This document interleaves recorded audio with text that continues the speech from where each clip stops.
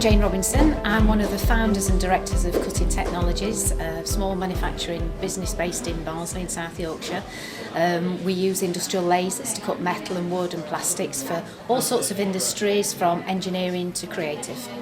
Challenges in our business at the moment, it's all about uncertainty. You know, last year we had elections, we had the Scottish debate, now we've got Brexit, we're coming out of the recession and all of the uncertainty that's led us into.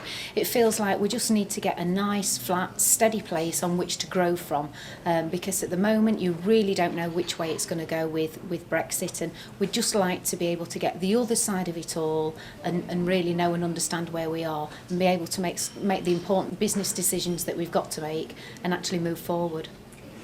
What impact does the skills gap have on your business, and how do you try and address that?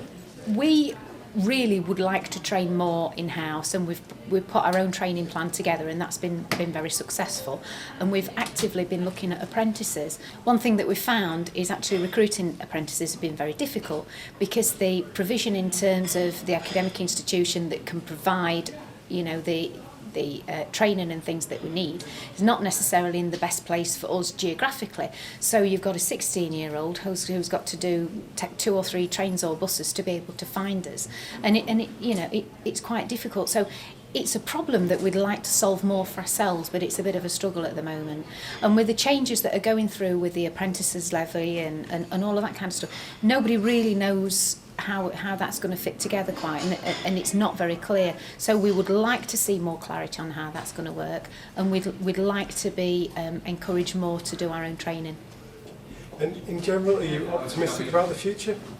I think you've got to be optimistic about the future, really. What other choices we have? Because if it was all doom and gloom, then really we need to close the doors and just go home. We need a level of optimism, and we have to understand that it's not going to happen on its own.